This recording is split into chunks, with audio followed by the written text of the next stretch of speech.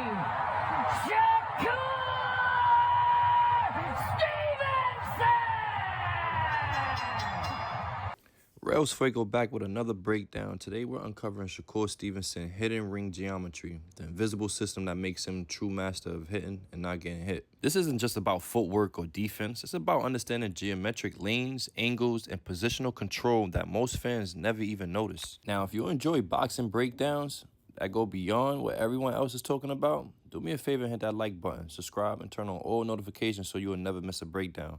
And if you'd like to support the channel and help me continue creating original boxing analysis like this, you can always support me through my Cash App. And to be honest, every contribution helps improve the quality of these videos and is greatly appreciated. Now let's step inside the ring and uncover the hidden geometry that makes Shakur Stevenson one of boxing's greatest defensive technicians.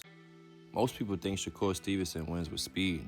Others say it's defense. But I think it's a deeper reason Shakur fights using geometry. Every step creates angles, lines, and squares that forces opponents into predictable decisions. But none of this would be even essentially possible if it wasn't for this attribute right here. Boxing is an art.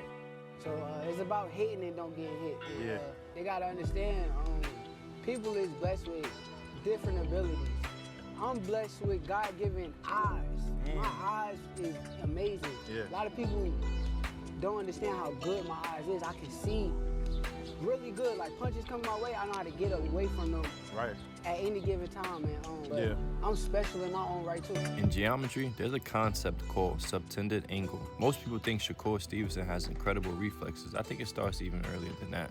It starts with his eyes and what his eye sees. Imagine looking at an object in front of you. The closer it gets, the larger the angle it occupies in your vision. The further away it moves, the smaller the angle becomes. A fighter with elite visual awareness is constantly reading them changes. Every inch an opponent steps forward or backwards is changing the picture. Those changes reveal distance, timing, and the options available. Shakur appears to recognize those visual changes almost instantly. Before a punch is thrown, he's already adjusting his feet, his range, and his positioning. He's not just reacting to hands, he's responding to how the space between fighters is changing. That's why his opponents often feel like they're just out of range. It's not magic. It's disciplined control of distance and position. And when you combine that awareness with the geometry of the boxing ring, you begin to understand why Shakur is so difficult to hit and so efficient at landing his shots also. Before understanding punches, let's get to know the ring and understand the geometry. Forget boxing for just a moment. Instead, picture a clock.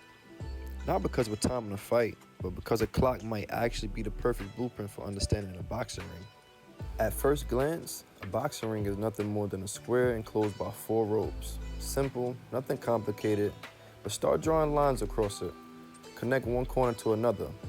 Draw a line through the center, now add another, vertical, horizontal, diagonal. Suddenly the ring transforms. It isn't just 4 ropes anymore, it's a network. Every point has the opposite point. Every movement creates another possible movement. Now imagine laying a giant clock directly over that ring. The 12 and the 6 become the north and south axis. 3 and 9 becomes east and west. The diagonals from roughly 1:30 to 7:30 and to 10:30 to 4:30 creates hidden paths that fighters travel constantly without most viewers consciously recognizing them. But wait, here's the fascinating part. A clock doesn't just have numbers, it has hands. Imagine the hour hand is one fighter, the minute hand is another. Both rotate around the same center, both occupying the same space. Yet they almost never collide until the timing is perfect. And to me, that's boxing. 2 moving points constantly rotating around one another share the same geometric system. Some fighters resemble the hour hand, patient, methodical, gradually taking positional advantages. Others resemble the minute hand, quick, reactive, always shifting. Neither approach is inherently better, but the fighter who understands how to control geometry of the clock often ends up controlling the geometry of the ring. Most boxers treat that ring like it's a circle. They drift around the outsides, circle, reset, circle again. It's instinctive, but Shakur Stevenson often treats the ring very differently. Instead of seeing circles, he appears to divide the ring into lanes, quadrants, escape routes, attack zones. Every step has a purpose. Every movement changes the options available to both fighters. That's where our geometric model begins. And once you begin to start seeing boxing this way, you'll realize punches aren't random. They're simply the result of two moving points intersecting on a geometric grid. Today, we're going to break down that grid and show how elite fighters turn geometry into offense, defense, and complete control of the ring by using Shakur Stevenson as the example. Now let's talk about something I call line control punches. Most people believe accuracy comes from fast hands. I believe accuracy begins with geometry. Every punch in boxing has to travel on a line, whether it's a jab, a straight left, or even a hook rotation. Every punch starts with a pass from the glove to the target. Shakur Stevenson understands that before you control the punch, you have to control the line. He makes small adjustments with his feet. He aligns his lead shoulder. He shifts just inches outside his opponent's center line. Those tiny movements aren't random. They're creating the straightest possible path between his fist and the target. Now keep in mind, in geometry, the shortest distance between 2 points is a straight line. Shakur consistently puts himself in positions where his punches travel close to those that's the shortest path. Meanwhile, his opponent is often forced to reach, rotate more, or punch across their own body because the angle has changed. That means their punch travel further, take longer, and become easier to see. This is why Shakur accuracy looks pretty much effortless. His hands aren't doing all the work. His positioning has already solved the problem. By the time he throws, the geometry is already in his favor. This is also why he's so difficult to hit. While his punches travel along efficient lines, his opponents are chasing moving lines. Every small step Shakur takes redraws those invisible lines. 1 second the target is directly in front of them, the next it shifts just enough that the punches misses by inches. That's the hidden principle behind line control punches. Shakur isn't just throwing straight punches, he's controlling the lines that punches are allowed to travel on. The fighter who controls the lines controls the distance. The fighter who controls the distance controls the timing. And the fighter who controls the timing controls the fight. But controlling the line is only half of the equation. The real question is, once you redirected a punch, where does your body go? And that's where Tai Sabaki comes in.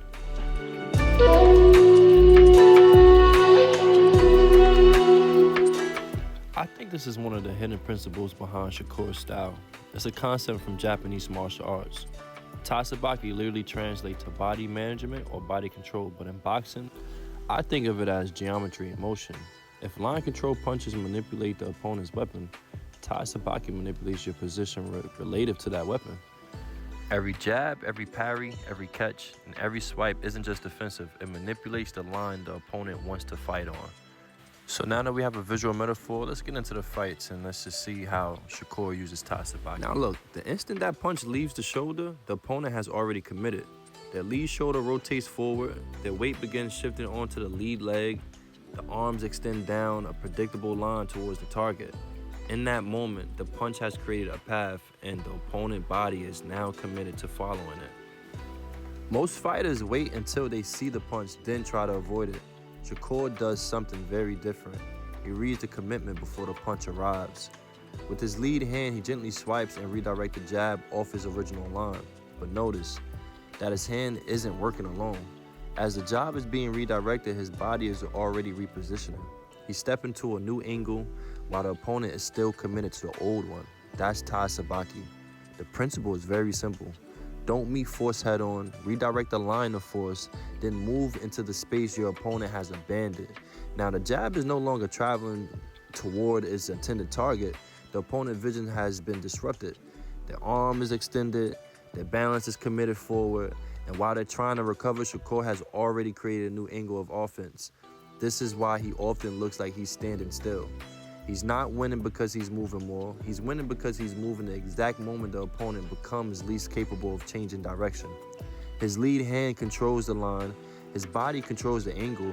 Together, line control and Tai Sabaki form a complete defensive system. One that just doesn't avoid punches, but uses the opponent's commitment to create opportunities for counters. That's the hidden geometry behind Shakur Stevenson's defense. He isn't simply just reacting to punches. He's controlling the lines, the angles, and ultimately, the exchanges itself. So what I'm gonna do, I'm gonna call this rotational line control. And what that pretty much means is it's the process of stepping off an opponent's line while encouraging them to rotate into a position that favors your attack and weakens theirs. That ties together several things like center line, line control punches, engagement triangles, lead foot relationships, weight distribution, rotational positioning.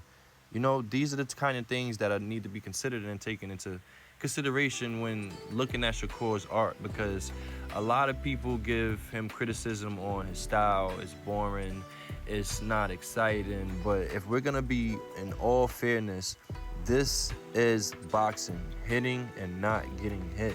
And he is showing you how to do it in a various of different ways.